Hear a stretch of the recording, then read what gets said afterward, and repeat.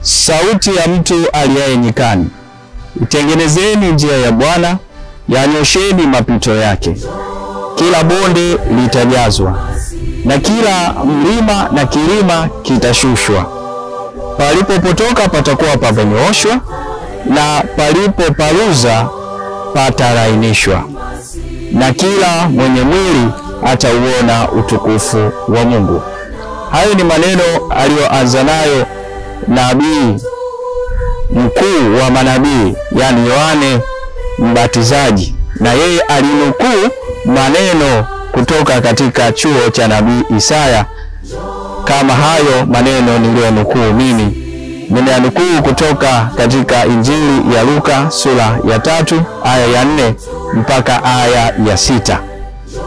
Maneno hayo yanaashiria kwamba kipinga cha majilio kimewadia. Tunafahamu sote kwamba baada ya kumaliza kipindi cha kawaida cha mwaka wa kanisa, tunapoadhimisha sikukuu sherehe ya Kristo mfalme wa ulimwengu, Dominika inayofuata inakuwa Dominika ya kwanza ya majilio, na ndiyo Dominika ambayo inafungua mwaka, inaanza kwa kufungua mwaka wa kanisa.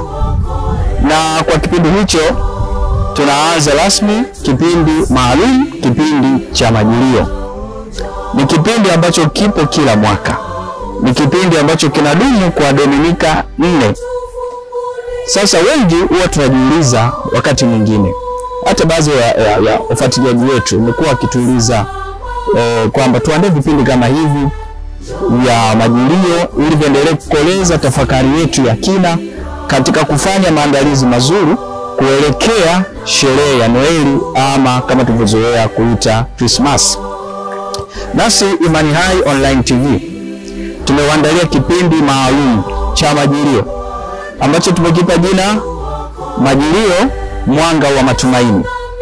Tutajifunza nini? Kwa ufupi tutajifunza maana halisi ya majilio, historia ya majilio, na ni kwa jinsi gani Wayahudi ama watoto wa Israeli walivyoishi kwa muda mrefu wakisubiria Masia, wakisubiria mkombozi.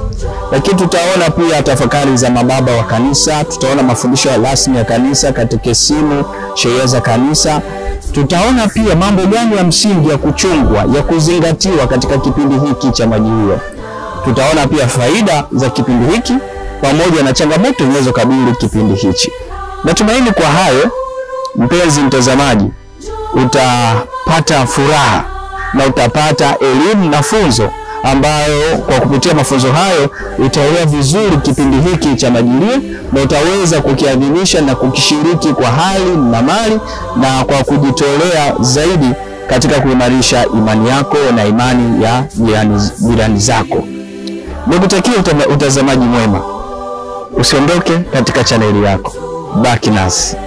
Imani Hai, tweka paka kilindini.